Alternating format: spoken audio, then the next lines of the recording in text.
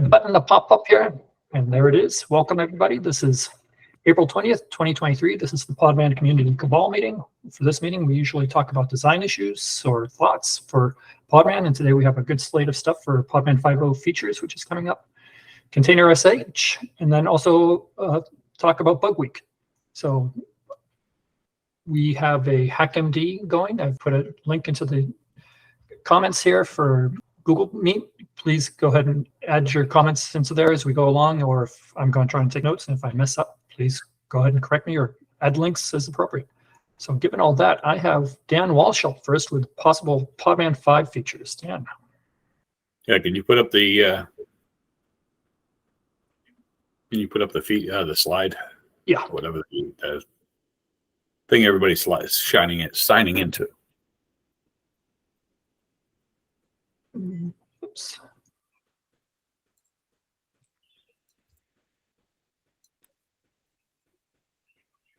There we go.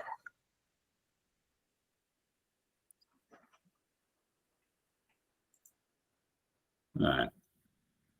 Okay. So I view major releases in two ways, and Valentin's going to be pushing back on this, so it could get entertaining in a little bit. I view a major release as being a milestone of marketing more than just being, having it like in the RHEL world when RHEL 8, RHEL 9, RHEL 10 comes out. It's not only a chance to say we have new functionality, but it's also a chance for marketing. Isn't it great that we moved this far ahead? So I'd like to, over the years when we had different versions of Podman come out, it was not only, we didn't do it just for breaking changes, but we also did it somewhat for marketing. So I think when Podman 2 came out, we added, we moved, that was the first time we added in the new API, and then Podman 3 came out, we added, Podman 3 came out, we added a new API, and Podman 4 came out, we added some of the Podman machine functionality and other things like that. So when we look at now, this is probably planned for the end of the year or early next year. So it's going to be 2 years since Podman 4 came out at that point. So the question I have is what are the long range things that we'd like to see in a marketing event for Podman 5? On the second thing is when we come out with a major release, it also gives us a chance to change the defaults in such a way that potentially they could break people. And obviously that's something we want to avoid if at all possible, but sometimes it's necessary in order to move forward. So things I threw down for ideas for Podman 5, and again, these don't have to wait for Podman 5. They're just major things that are going on in the Podman world right now that I see moving forward. And I just threw down a few ideas. Right now, for those that don't know, there is a Podman internal database right now is based on BoltDB, and it's felt by the maintainers of the database that it was important to for us the supportability. We saw a lot of corruptions happening in BoltDB, and we felt that the upstream for BoltDB was not as responsive or not as active as we'd like, and so we wanted to switch to something a little more stable, which was SQLite. And so that's actually in Podman 4.5 right now. You can actually test with SQLite, but at Podman 5, we'd switch the default to SQLite. Obviously, upgrades would continue in BoltDB, but if you did a reset, then you switch to SQLite. There's also a big effort for lots and lots of users on Windows cannot support WSL. Usually it's something inside the company that says they don't like WSL or whatever reason it is, and they've asked us to support Podman Machine for native virtualization. So on Windows, the first version of that is going to be Hyper-V, which is being heavily worked on right now. And Brent is there is that available at all right now for testing? Or? It's actually done. There's some official stuff that needs to go into FCASA and Ignition, and some nits to smooth over in Podman. But yeah, you just need the secret decoder ring from me to get the image. Yeah. And I mean, again, this, probably, obviously it's going to come out probably in 4.6 might be, you won't need the decoder ring to turn it on at that point, but it's something that we want to, again, market, that we have a new architecture. Yep. Not new virtualization support. Secondarily to that is on the Macs right now, we support QEMU for running our Podman machines, and there's been a lot of requests for supporting that native virtualization. Apple is actually making it much more attractive, or making QEMU much less attractive as a solution based on some of the stuff they're doing for support of multi-arch building. So that's sort of driving us towards native virtualization. Plus, we believe that we could get better performance by using VirtIO instead of Plan 9 for volume mounting into the containers. This is something that Docker currently supports. So we will be doing sometime in the next 6 months or so, we'll be moving or adding support for native Mac virtualization. Anything you want to say on that, Brent? Started working on it today. Hope to have it done for 4.6. Okay. The next one is, now we start to get into some controversy. So none of the three above would necessarily be breaking changes. The next one would be potentially more controversial, which would be to drop CNI support. Right now, if you run containers with Podman, the default that you get on a fresh installed Podman is NetApp for networking stack. We currently also continue to support CNI, but the idea would be, can we get rid of the CNI code? Can we get rid of the support headache of CNI? And really, this to me is more guided towards a RHEL 10 type release thing, and that when we sign up for a new version of Podman releases on a particular RHEL, we're signing up for 10 years of support. So the question is, do we want to support CNI 12 years from now on top of Podman? Now, obviously, we can't break RHEL support on RHEL 8 or RHEL 9 CNI support, but can we start to get rid of it by default? And I think that mainly for people on here, that ends up being somewhat of a time sink for Matt and Paul. Hopefully it would start to disappear as we move forward and more people use it, but it would clean up the code base to get rid of CNI altogether out of it. Any comments by Matt or Paul on that? From my perspective, the code cleanup is the most significant benefit. I mean, we are practically speaking, I hate to say it, but we're going to have to keep supporting CNI for RHEL for a very long time. So we're still going to get hit by the bugs, but at the very least, we can make future development easier on upcoming Podman releases by getting rid of it in 5.0. Yeah. I mean, the one benefit also of saying we're dropping CNI is that it can convince people to switch over to NetApp easier than feeling like they're going to get it supported for forever. The next one is also similar, and probably more, to me, more important is that we right now, I believe System D is about to drop support for C Groups V1, so that I don't know if it's Fedora 38 or Fedora 39 is no longer going to support C Groups V1. So can we start to look at dropping support for Secrets v1 from our tool chain? So I think the primary tool there would be like crun and run C, start to think about it, as well as I'm not sure how much we do in Podman for that, but there's probably certain flags that would have to start to be removed since they no longer make sense in the Secrets v2 world.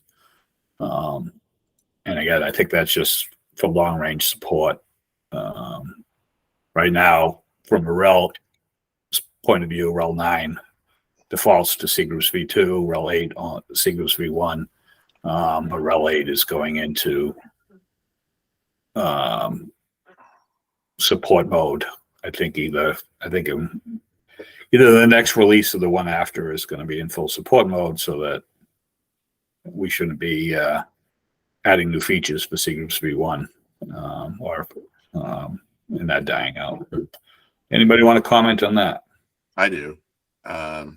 Proposed timing of Podman 5, I think, would have a big influence on that particular topic. I actually really like this idea. There's some distribution benefits to this. But I think one of the things we'll have to do is, if we did it today, we'd be cutting off the 2 LTSs of Ubuntu, right? Is that correct? Is Ubuntu gone to Secrets v2? Anybody happen to know? I think the latest one is 22. Okay. Yeah. So it's just something to contemplate, is who we lose if we do that. But otherwise, I'm completely comfortable with this. the old Ubuntu's, the old LTS Ubuntu's, they just won't update, right? They're gonna just keep running the older Podman. So Yeah, I was sort of being unaware that they're V2 now. So is there a V2 LTS? No, That's what we need. I also think that SUSE is using V1 still. So if we cut, or if we would drop Secrets v1, I would be afraid of then a huge amount of users being stuck on old versions of Podman and then report bugs on that and then expect backports for this one. A lot So of maybe- Chromebook users are on old Debians because of the Chromebook default virtualization scheme, and I think they might be stuck too.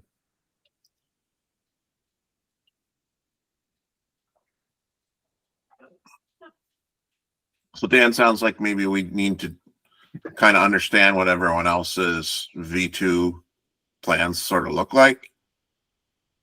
But again, we could theoretically just do it and deal with the consequences.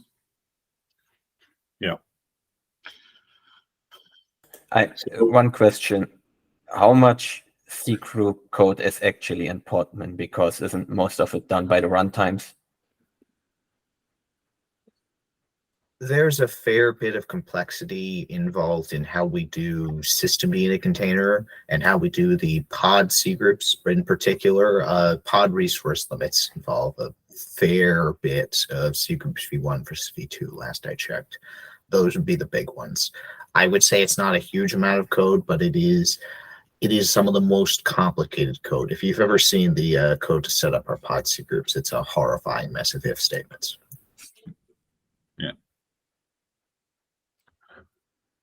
I like the idea. I'd sure like to keep kicking it around.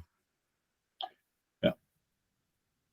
So the next one will get even more controversial, which is, so we've been kicking around this idea of moving away from gzip image format to ZSTD. Both have been supported for several years in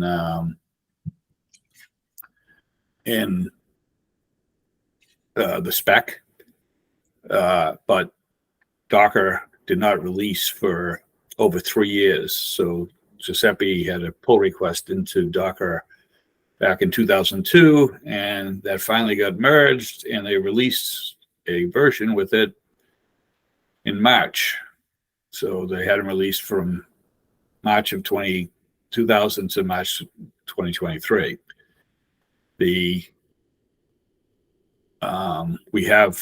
We've been kicking around the idea of supporting, we currently support both ZSTD and gzip format for images, and it's been supported for many years in Containerd, Cryo, and the rest of the world other than Docker. And it's been in Podman for, I think, every version of Podman all the way back to 1.6, maybe not 1.6 though, which is a RHEL 7. The problem is that no one creates images with this format because of Docker not being able to support the older versions of Docker not being able to support it. We have ideas about potentially allowing users to pick which format they want to, basically in containers.conf, pick which formats that they want to push images to container registries with. And the options would be ZSTD, gzip, or a combination of both. So that you could basically have, but the user would then have to pay the price of pushing two versions of images to container registries, and container registries then would have to store two versions of the same image, one compressed with each one of them, and Podman and tools based on containers image would be smart enough to pick out the ZSTD one if it existed. So the benefits there are cost and benefits. If we stick with gzip, we're stuck with the same format that we've been using for years, but old versions of Docker support it, and they can continue to use it. If we force everybody to go to ZSTD, then old versions of Docker don't support it, but everybody in the new versions of Podman, new versions of Docker, and all versions of our tool chains get the benefits of better compression, quicker downloads. In the case of Podman and Cryo and those tools, they get way quicker downloads since it'll be pulling down individual files instead of entire images, just a different file set of difference. The third option, the combination of both, has the problem of you would have to, if you're paying for the bandwidth of pushing images, then you'd have to pay for additional content being pushed, as well as if you're paying for the cost of storing of images, then you'd have to pay for both. And we potentially could hear bad things from container registries who don't want, who are paying the content, paying to store both types of content. So my proposal for RHEL for 5 would be we just switch the default to ZSTD, thinking that there'd be a large enough install base of Dockers out there at that point. And for people who don't want to use it, they could just simply change their containers.conf to point to gzip or to do both. But my fear is if we don't do this, then when Podman 6 comes up 3 years from now, we're still going to be having this debate. So, can we push this forward? I think risk here is a lot lower than the CNI and secret SP1 stuff, because we're not dropping code. Code's going to remain. This is at worst case going to be, we set something containers.conf that people can reconfigure. I am all in favor of this because of that. Yeah. Also, distributions if distributions want to ship a containers.conf that stays the gzip, then they have the full ability to do it. It's just questioning what should be the default format we go forward with at that point. Any other comments? Yeah. How does it work in terms of, you mentioned push, but in terms of run or other actions, if ZSTD is the default, are we saying, can you have a local container storage that has both formats? So it's only a push and pull. So when when it gets put onto your disk, you don't have the format any longer. But think of this as more a pushing. Okay. This is the problem is if you try to pull one of these images with an older version of Docker, you will fail. Okay. It'll come back with that you're saying unsupported format. But I think what you're saying is there's, both formats would still be perfectly usable. Yes. It's just be a swap. So if This means that container registries Podman didn't, starts to push images that can't be used by older versions of Docker. That's with the down. That's where we're gonna get pinged as being anti-community or anti, OCI or something at that point. so I would be in favor of this. The one thing I would want though is some sort of commitment from, let's say, somebody like Quay, that there would be a way to build ZSTD on their end,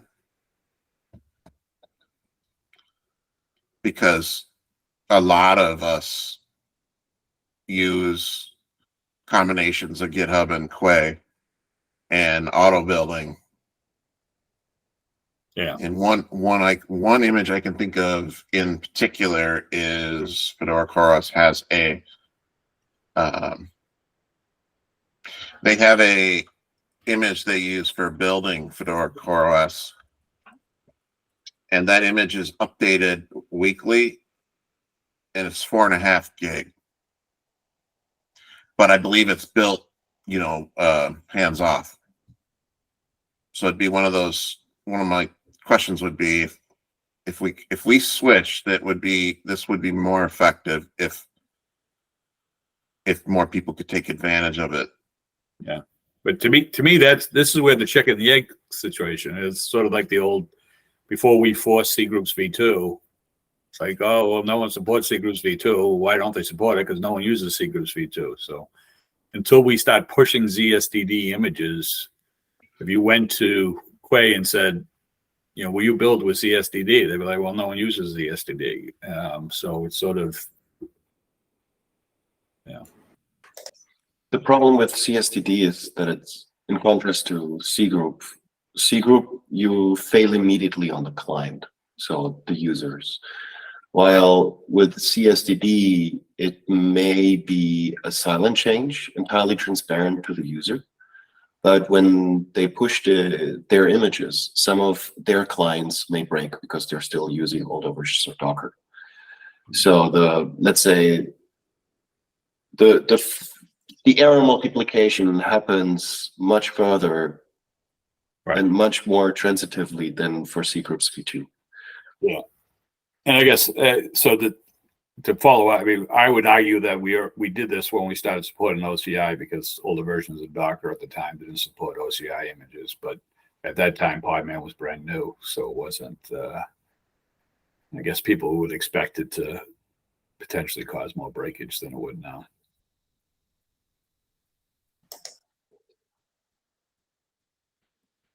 But also, any breakage can be negative marketing as well, as much as any major version. I personally perceive major version bumps as yet another breaking change. Mm-hmm. So we can hold off on that argument till the end, since that's the I don't see that. Potentially we push both, but then we're going to get bad nose, by default. But then we get bad press from people saying we're using up twice as much bandwidth, twice as much storage.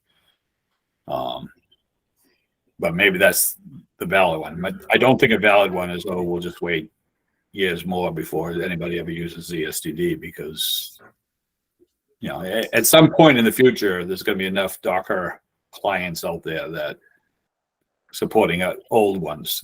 And I think it should be older Ubuntu's and old RHELs and RHEL's less bad shape, but I think it should be stepwise migration where, since it's a containers conf flag, it can be configurable. So Fedora can go first and just change the standard compression only in Fedora to C standard without this being a built-in default setting for Podman, which would then affect all other distributions as well. So I think there are ways to, increase the usage and the user base step by step, and not use the big hammer and switch or try to switch everybody at the same time. I think in Fedora, this is probably, at least in this immediate community, an easier test bed, because most Podman maintainers are also, working for Red Hat, hence And the Fedora Mobi community. and the Mobi that's shipped by Fedora supports the format. So it's not, if you live in a Fedora pure environment, you're not going to be bit by this. So I could go along with that, just doing it as containers.conf and leave the standard, leave it default to ZSTD for built into package config under common. Yeah. Yeah.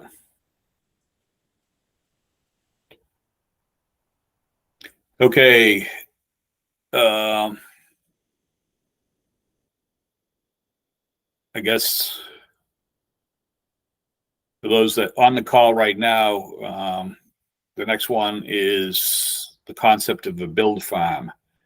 And Nalan did a demo of this. I don't know if that was an internal or external a few weeks ago. The basic idea is, as we're hearing more and more people who want to build images for multiple formats, so for multiple architectures. And a lot of people, it's a fairly complex tooling, a fairly complex effort to build image for multiple architectures, especially if you're not building them with some kind of emulation mode. So the basic idea would be, say you're on a Mac, say it's an M2 Mac, and you're building ARM chips based images, and then you want to build x86 image, and you want to push both of those to a registry so that you create a new foobar image, and it's two architectures. Well, doing that is fairly complex, and what Nalan has demonstrated with a tool he called Build Farm was the ability to do that automatically, taking advantage of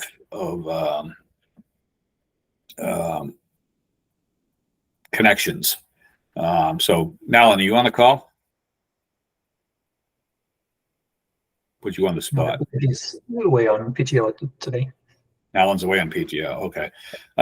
So the basic idea would be to you do a Podman build -- platform equals AMD 64, comma ARM, comma power. And what would happen is Podman client would look through its connection database to see if it has connections to the different architectures, and then would launch the builds on the different architectures. So say you had set up 3 SSH connections to build servers to be able to perform the builds on a Podman remote system.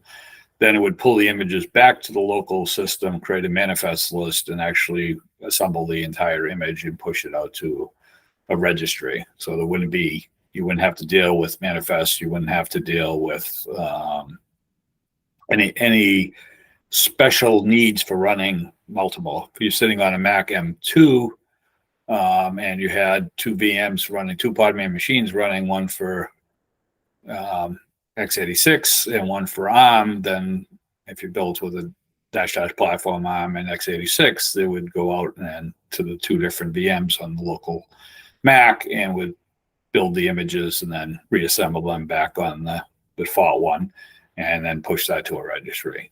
So that's what we're looking at for Podman builds farm support. And again, it's not looking at emulation mode. This is looking to build natively or on a native VM running in emulation mode. But as opposed, and then basically allowing us to fully assemble those on it. Any questions on that? I think that BuildKit is doing this, and I think the killer feature for Kubernetes was Windows containers, being able to build those remotely, because most of the Linux ones could be cross-compiled, but not Windows. Yeah, the problem with cross compilation is well, it's twofold. One, it's slow, and it's potentially very buggy. I know that in the RHEL world, RHEL refuses to support cross compilation because it's just not the exact same as native. Now, certain architectures, if you're building Golang code, it's not as big a problem. But if you're building standard C code, the C libraries are just felt to be way too risky to support cross compilation. No, the Kubernetes one was Go code, and Yeah. I mean, and also you could do workarounds if there was some cross compilation issues, but it's still a good feature, of course, to be able to have remote bare metal builders for performance reasons. Yeah, and unlike, I mean, what we're looking at here is actually more of a client-driven solution than a server-driven solution, so that you would just have to set up two and more connection databases to different architectures, and either run the VMs locally or remotely. It's just taking advantage of basically what Podman Remote currently does to assemble these. And I think BuildKit is more on the server side, so you'd have to have, rely on a server being set up to do the multi-arch builds. So anyways, it's something that we'd like to get to match the functionality that's in BuildKit now, but take advantage of what we have with basically the connection database in Podman. So the next one, someone else put in, so I'm going to let them. I can do that. Final You talk comment. I run the bathroom. All right, I'll be back. Yep. Final comment on that build farm though is I think there's I have no objection with the feature. It's a good feature. I think also though there's a couple of nuggets of gold on the topic of cross architecture, period, throughout Podman. Yeah, and I think also now that BuildX gone default, that has kind of upped the competition. If you, Yeah. So as I think about Podman more as a whole, I think there are several areas where architecture plays a role in, starting with my gripe about being able to pull the wrong architecture and attempt to execute it. yeah, but I mean, there are some nice things like being able to use Kubernetes pod builders and stuff like that. Those could be nice features to have also in Podman. I mean, with the rootless capabilities and everything, you have a whole Docker in Docker customer to migrate and improve the life for. So. Indeed. Okay, so time-wise here, I'll try to be efficient. The first one was after that Apple hypervisor stuff is done,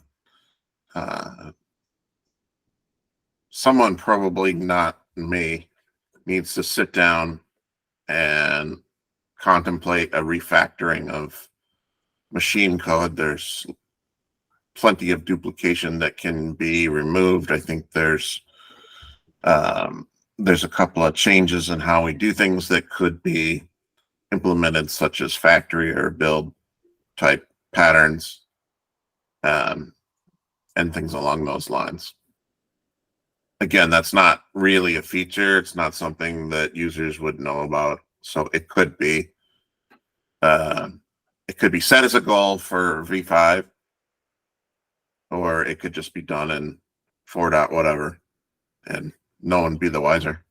On similar, we have discussed potentially moving Podman Machine out of Podman into a separate repository. Whether we want to or not, people are using Podman Machine for uses other than just Podman. And so it potentially could get, if we moved it to a separate repo, then potentially we could get more people to come and work on it as a separate project.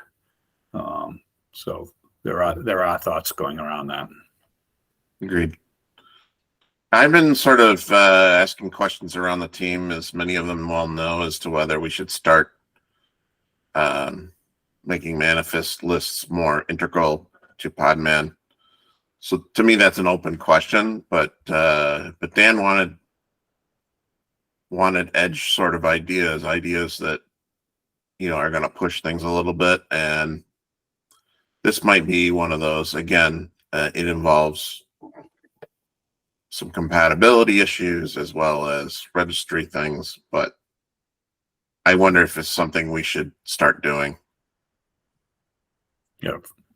For those that don't know, when you pull an image right now to a system, by default, we don't necessarily pull down a manifest list. What the difference between an image and a manifest list is that if you have a multi-arch image, then you have a manifest list that defines the different arches that are in the image. By default, right now, a very common error that we hit is people pull down a different architecture's image.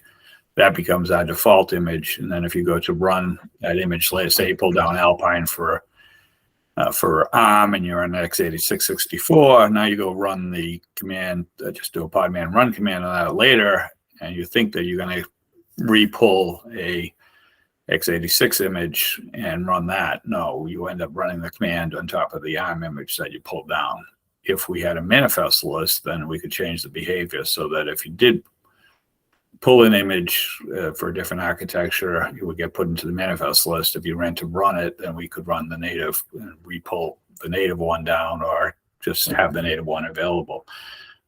So moving to a manifest list by default, again, because the world's moved pretty much when Docker happened, and over the last first, say, 8 years of container world, there was one architecture, x86, with, you know, a tiny bit of different architectures in the world.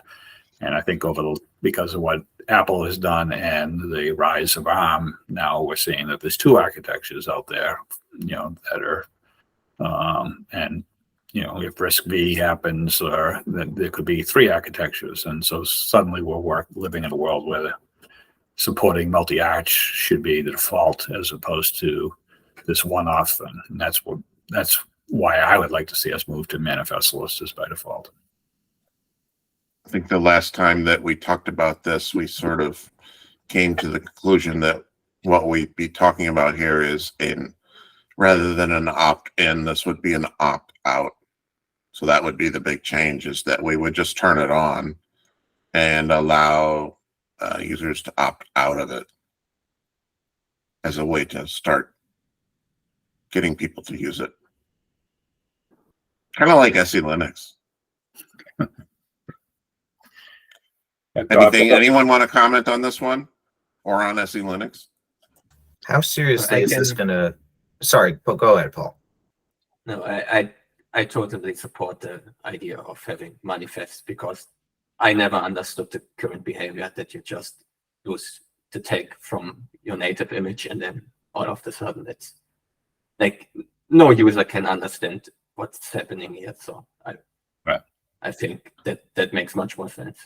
I don't think they need to understand it either, or should have to. Right. That's what I'm saying. Like, the current behavior never made sense to me. So Go ahead, Matt. How seriously is this going to affect? Like, I don't think we can change the way, say, Podman inspect works on images. Is this going to seriously affect my workflow if I'm used to only using Podman inspect, Podman history, all the image specific commands? My concern would be that suddenly I start getting different output because it's a manifest list, not an image. And I think it would just default to the native arch. This would allow us, I believe, to always default to the native arch. So if you do a Podman pull -- platform equals and then you do a Podman inspect image without the -- arch equals it, you'd get the native format one as opposed to the ARM one. okay, yeah. That's the goal. I'm sure, making it up since we haven't done this and I haven't experimented with it, but that's the goal. These are just going to ideas. blow something up. We're going to make someone very angry because all of a sudden they're making manifest lists that they didn't know even were a thing.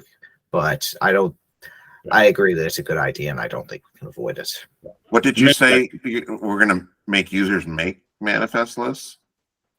Someone is going to do a build. They're going to get a manifest list where they wouldn't before, and they're going to go on some sort of journey to try and figure out what manifest lists are, because they didn't know they existed before because of how well hidden they are. I suspect that's going to happen at some point.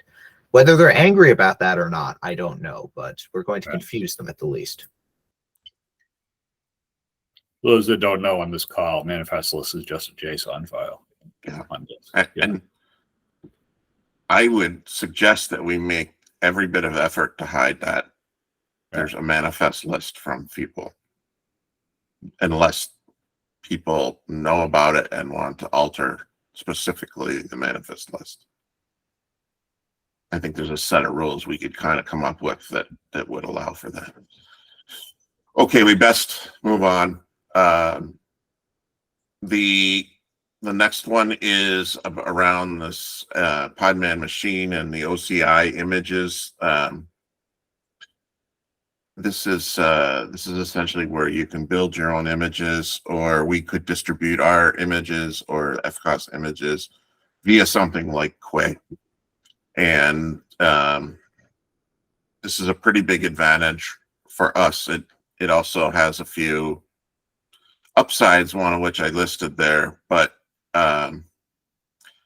this could be a potentially breaking visible change in the sense that we're changing how Podman machine gets its content.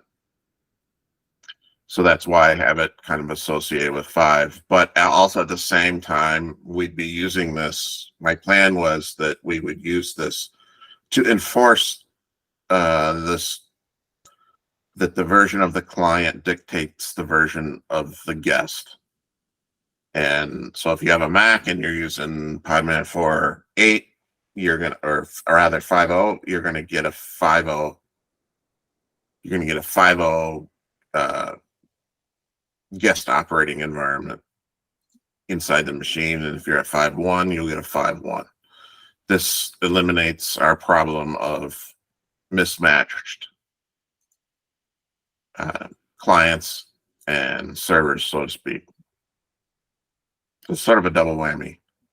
It also allows people to lock in at a specific version. So as we start to go out to enterprise customers, they're going to want to building for a specific version of the operating system. I want to build on that level of the operating system, so that they can guarantee that this will work with the Podman 4.6 version of Podman.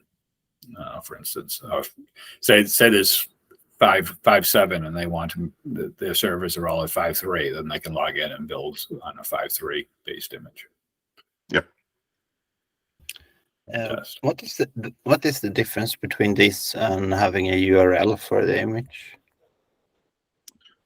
It's the image is different on there. So, for example, today we pulled down a QCOW for QEMU. Yeah. And so in the future we would pull down an OCI image, not a QCOW. Right. But I mean, if you wanted to fix the version, you could do that by providing a custom image to direct. Yeah, but this would make it easier to host it or something. Right. It would, but we're desperately trying to stay out of the developing our own Fedora CoreOS and having to do things outside of what Fedora CoreOS, the team, offers. Yeah, I was just wondering if there was a benefit if you had a web server serving images today, if there was a benefit of moving it to OCI images in a registry instead. Yeah, I don't know. But the tagging of the tagging ability there and how image registries are organized are quite beneficial. Yeah, and I guess you don't have to maintain 2 different types of servers would be a benefit to some. Something And like the that. Yep. CDNS aspect as well. We'd like to get to a world where all software is shipped via basically image repositories, which are whether they're coming as containers or operating systems. Or packages. Yeah, that would be nice. Okay, and the last one you guys heard, for those that are on the team, you've heard me kick this topic around recently, and it's probably appropriate for V5 since it theoretically is a change that users would be impacted by. But essentially right now for running Podman machine, depending on the hypervisor and the operating system being used, we have to have various services running, whether it would be traffic forwarding, whether it would be for VSOC listening, whether it might be for VirtIOFS, and so on. VFKit would be another one. So we've talked about whether we should continue to have these microservices and try to continue to manage them as such, or whether we assimilate into a single service with microservices underneath it. So that's an idea.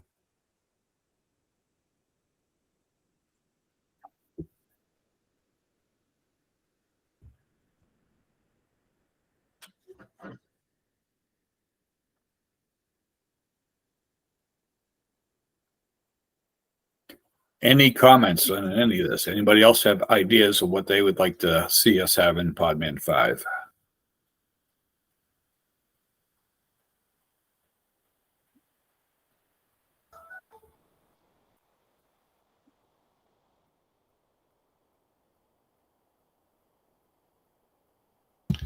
Good. Do you Everybody have some agree? other storage ideas? Go, Anders. Yeah, so there was some talk about like IPFS storage and similar like peer-to-peer storage and so on. I was wondering if any of that is coming to containers image and therefore Podman. So that you could both split up your layers into smaller files and then distribute those files with a peer-to-peer type of registry. I don't know. I guess Balance and Miloslav, have you thought about that, or Giuseppe?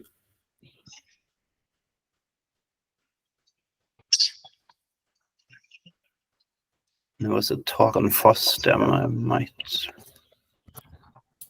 We have none of those people on the call, Dan, unfortunately. Valentin had to leave early, so I think it's a I think it's a good idea.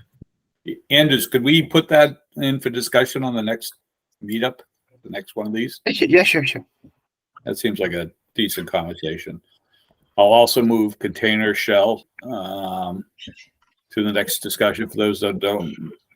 I've had 2 meetings in the last week with different customers who are looking to control users on a service. So the idea would be potentially to allow us to customize their environment. Basically, imagine logging into a system and getting stuck into a container, and that's what I'm just calling a container shell for now.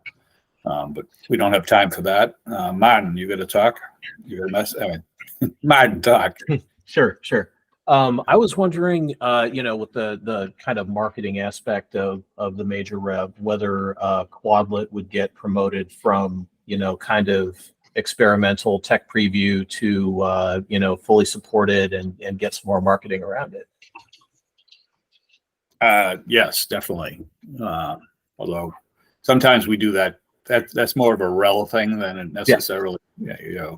But yeah, definitely Quadlet would be fully supported at that time. Matter of fact, container shell would be also looking at extending Quadlet to allow users to define Quadlets for users, as opposed to Quadlet for system services.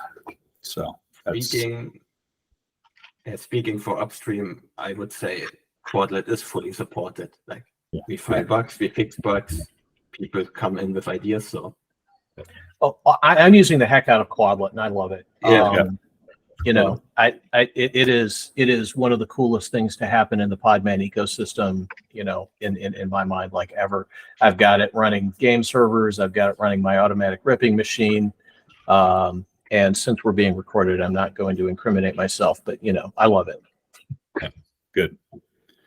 Yeah, we've gotten a lot of nice feedback. And now the idea is to get more of the word out, to get people blogging, people showing. I would love to have people start to distribute Quadlets and saying, this is how I run this service underneath, you know, System D. And as we move towards edge devices, I think Quadlet is critical. And I totally agree with that thought. Yeah. And it's really, really simple. So that's what everybody likes about it. Yeah. Mm-hmm. Since Valentin left, we don't have to. So Valentin's, I'll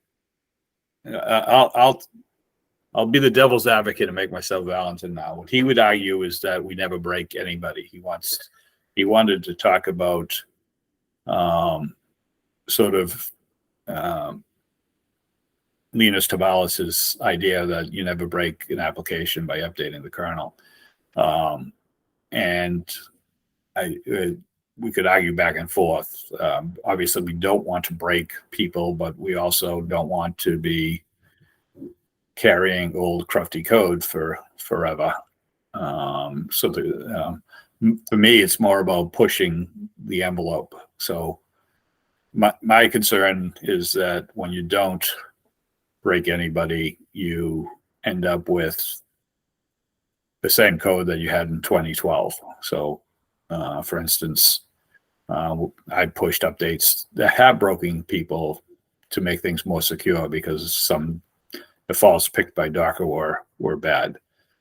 So my concern when we say we never break anybody is that we get stuck, you know, just doing stuff the same way as we have for the last 10 years, even though there are better ways like ZSTD for storing images and, you know, and we never, or even Sequence v2, it's like we get stuck at Sequence v1 forever. So sort of the Fedora mantra is what I like, which is, okay, let's push people towards these new changes. And some people are going to drag behind, and we try to keep them as happy as possible, but we need to push the technologies. And I think this is partly why Docker didn't release for 3 years, is because they get stuck in this endless quandary. So, but I agree that both arguments are valid. And, you know, since a lot of the people on this call are supporting RHEL for 10 years, we're going to be stuck supporting this stuff for, you know, many, many years. But I think we can push the upstream a little bit faster to take advantage of new technologies as they come along. It would be an easier sell if we publicly maintained long-term support branches of v4 for a longer time. I think our upstream position is that v4 is going to go out of support the very moment that v5 comes out. We do have to support it for RHEL for a while, but that's not really an upstream thing. So maybe we could formally announce upstream support of some degree for a long-term v4 branch just to keep people over while we do the breaking change v5 thing. Yeah, but people have to understand that they won't be getting new features, though. If bug fix only. I mean, I think people kind of get that they wouldn't be getting new features with that kind of thing, but I'm not sure. If you've seen the Ubuntu support for Podman, people want a stable version and the latest version at the same time in a Debian stable release. But I view the Podman support, it's not so much kernel, it's more like Python. So you would have Python 2 and Python that will like be around forever, and then you have a Python 3 that you try to push to people and no one will take it. Right. And no one took it until Fedora basically turned off Python too, right? So Yeah, and that and a decade pass or something, but sure. Just looking at the clock, I'm gonna push a little bit to wrap us up here. Matt, did you want to say anything about the demo or bug fix week before you? Sure, I can keep this quick. So the Podman core team is going to be doing a bug week for the next week. Not just the Podman team, Builda and Scopio and everyone else should be involved as well. But as part of this, we are encouraging anyone who wants to fix bugs or have bug fixed, please poke us and let us know that you consider something high priority, or even better, please comment on a bug and say, I'd like to work on this next week. And we will get it assigned to you or try and get it prioritized. And the goal is to get as many bugs as we can fixed over the next week and then do some stability releases week after. Yeah. So what we work on the next week will be in Podman 4.5.1 is the goal. Yeah. We'll Good do one. It might be worth putting that invitation out on the mailing list. Yeah, I can send an email out. Okay, great. With that, we're running out of clock, so I am going to just announce real quickly that we're having our next meeting on May 18th for the Cabal, and then June 6th for the community meeting. And I'd like to thank you all for being here today. I'm going to hang up on the recording.